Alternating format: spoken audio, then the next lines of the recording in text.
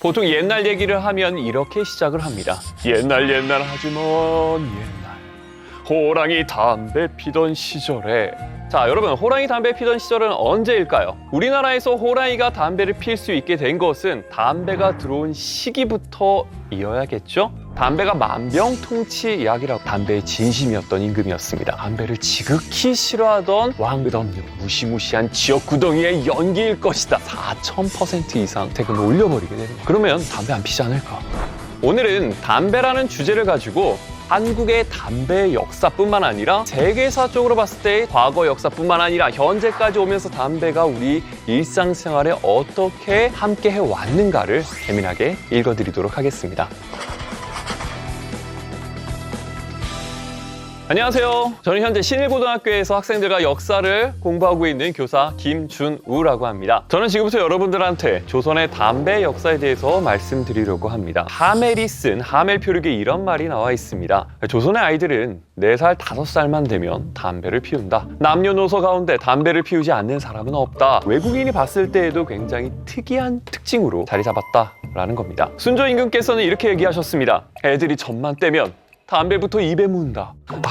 그만큼 조선에서 흡연은 흔한 일이었습니다. 조선시대 때 가장 담배를 사랑하던 애연가, 대표적인 인물 바로 정조 임금이 있습니다. 정조는 담배가 만병통치약이라고 여겼는데요. 정조의 신문집인 홍제전서에 보면 정조 임금은 앓고 있는 병이 있었고 그것을 치료하기 위해서 약도 많이 복용했으나 이 남령초, 그 당시 담배를 남령초라고 불렀는데 불의 기운으로 한담을 공격하여 가슴에 막힌 것이 사라지고 연기의 진기가 폐를 적셔 밤에 편안히 잠을 잘 수 있었다라고 담배가 몸에 그렇게 좋다고 극찬을 하셨습니다. 심지어 정조 임금은 과거 시험 중 전시, 보통 전시는 가장 사회적 현안, 나라에서 필요한 것들을 물어보는 시험이거든요. 거기에 이러한 문제를 출제했습니다.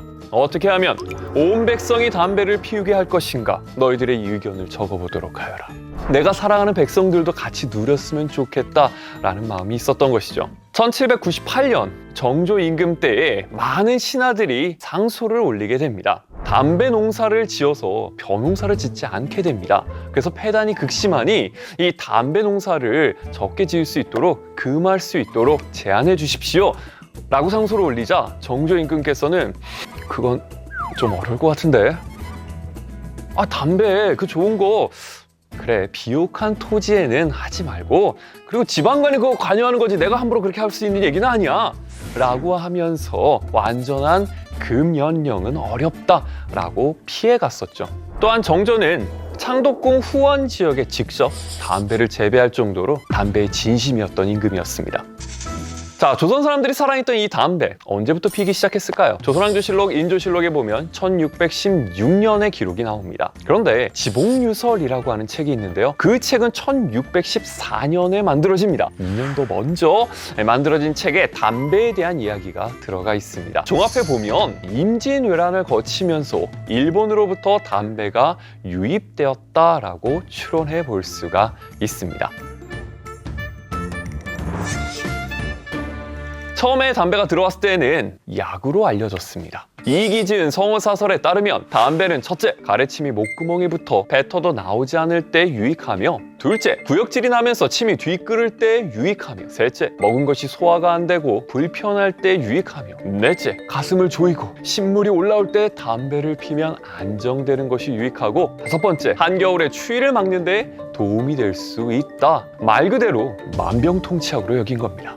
또 여러 사람들이 구하고 싶어가지고 담배 가격이 굉장히 좀 비쌌습니다. 담배 한 근의 가격이 은 한 냥일 정도로 굉장히 비싼 축에 속했었죠. 그만큼 담배는 인기 작물이었고 벼농사를 지어 파는 것보다 10배 가까이의 이익을 얻을 수 있었다라는 것입니다. 담배 농사가 확산되고 그에 따라 많은 사람들이 담배를 피게 되는데요. 그에 따른 문제점들도 생기게 됩니다. 그것은 바로 담배 예절입니다.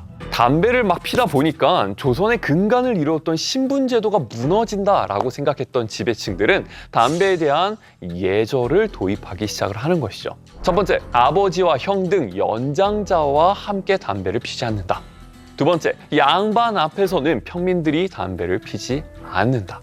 세 번째, 이 양반들의 담뱃대 길이는 긴 담뱃대를 쓰지만 천민이나 편민들은 짧은 담뱃대를 써야 한다.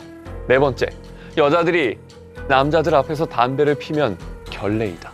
다섯 번째, 걸으면서 담배를 피다가 높으신 분들을 만나면 얼른 담뱃대를 숨겨야 한다. 당시에 권력을 갖고 있었던 사람들 중심으로 담배 문화가 만들어져 나가는 걸 볼 수가 있습니다. 양반들은 긴 담뱃대, 평민들과 천민들은 짧은 담뱃대를 폈다라고 나와 있습니다. 이 담뱃대를 가지고도 신분을 구별할 수 있는 중요한 아이템으로 사용했다라는 것이죠. 자, 일단 담뱃대는 담배를 담아서 피우는 담배통, 그 다음에 입에 무는 부분, 물뿌리, 그 다음에 이 물뿌리와 담배통을 연결해주는 것을 설대라고 부르죠. 이 설대가 긴 것은 장죽이라 부르고요. 이 설대가 짧은 것을 단죽, 그리고 곰방대라고도 부릅니다. 장죽은 담배를 붙이기가 되게 힘들어요. 불 붙이기가. 불을 붙여줄 사람이 필요하죠. 그래서 그렇게 따라다니는 사람을 연동이라고도 부릅니다. 자, 이런 담배 처음엔 지배층부터 시작해가지고 평민들까지 확대가 됐고요. 더군다나 꺼진 불도 다시 보자. 담배불로 인해 가지고 엄청난 화재들도 종종 발생하다 보니 나라 입장에서는 이 담배를 금지시켜야겠다라고 하는 금연령을 종종 내리기도 합니다.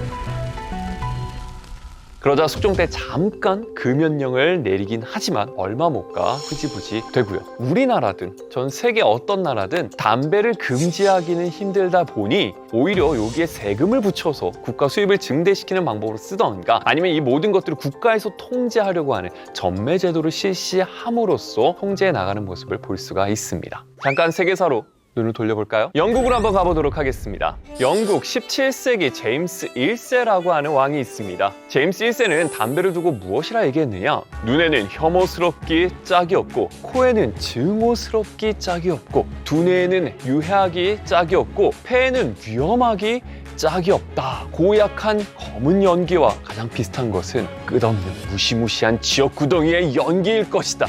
이렇게 아주 그냥 악담과 저주를 퍼부었다라는 것입니다.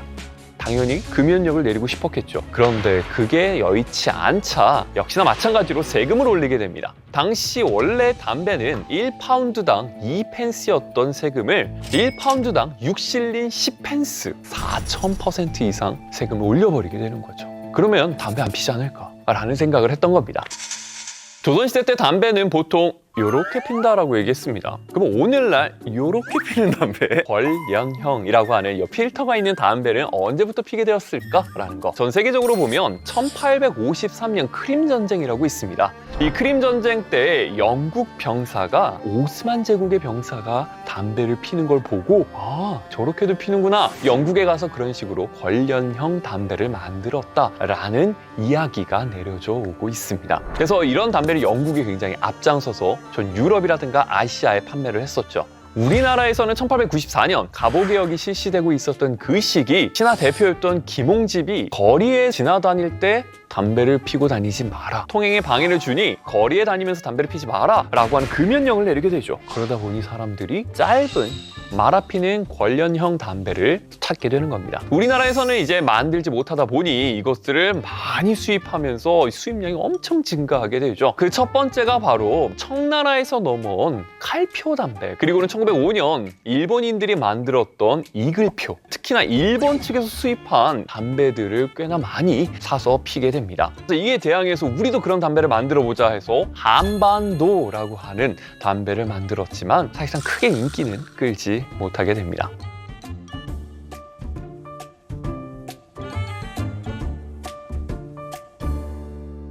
자, 1907년 당시 우리나라가 일본에게 진 나라빚이 1,300만 원 정도가 있었습니다. 이 나라의 빚을 갚아서 자주 독립국가로 우뚝 서자라는 운동의 일환으로서 담배를 끊고 그 돈을 모아 빚을 갚도록 모금 운동을 하자. 이게 바로 국채보상 운동입니다. 그만큼 많은 사람들이 피고 있었다라는 겁니다.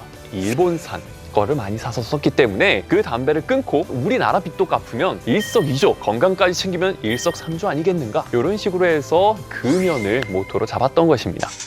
이제는 처음으로 돌아가서 세계사적으로 봤을 때 이 담배의 시작은 어디서 찾느냐? 아메리카 대륙에서 찾게 됩니다. 이 아메리카 대륙에 있었던 고대 마야인들은 굉장히 신성한 풀이었죠. 이 담뱃잎 자체가 바로 출산의 여신의 화신으로 여겼습니다. 그리고 이 담배를 피는 것이 전쟁의 신을 기리는 의식에서도 사용이 되게 됩니다.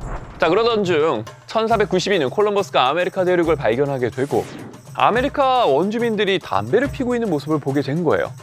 그래서 궁금해서 물어봤죠. 너 그거 피고 있는 건 뭐야? 아메리카 원주민이 대답을 하게 됩니다. 응? 이거? 다카코라고 얘기한 거죠. 다카코라서 이제 담배를 포르투갈 사람들이 타바코라고 부르게 되고, 이 포르투갈이 16세기 때 일본에 가서 교육을 또 하게 되거든요. 일본 사람들이 타바코, 다바코라고 부르는 것이 이제 임진왜란을 거쳐 우리나라로 오다 보니 한자식으로 하면 담바고, 담박귀 이렇게 이제 불리기 시작한 게 바로 담배가 됐다라는 거죠. 즉 우리가 쓰는 이 담배는 어원이 포르투갈어입니다. 근데 여기서 재미난 사실, 아메리카 원주민이 타카코라고 한 건 사실 담배잎을 얘기한 게 아니라 담배대를 얘기한 거예요. 그걸 오해를 했던 것이죠. 그래서 담배의 어원이 이렇게 들어오게 됩니다. 우리가 흔히 볼 수 있는 담배, 매년 새해 첫 다짐, 작심삼일이긴 하지만 금연, 우리에게 참 일상적으로 많이 흔하게 접할 수 있는 물건이죠. 근데 이 물건 하나가 역사를 보다 보면 전 세계적으로 아메리카 대륙을 거쳐 유럽을 거쳐 일본을 거쳐 우리나라, 청나라, 영국 이런 식으로 전 세계적으로 얽혀 있다라는 그 사실. 우리도 끊기 힘들지만 옛사람들도 끊기 힘들어서 금연령을 내렸다가 흐지부지 되고, 그러다 보니 타협한 것이 세금이었구나. 그래서 담배에 그렇게 세금이 많이 붙게 되는 것이구나. 이런 사실들을 우리는 역사를 통해서 알게 됩니다. 자, 오늘 담배 여기까지 알아봤습니다.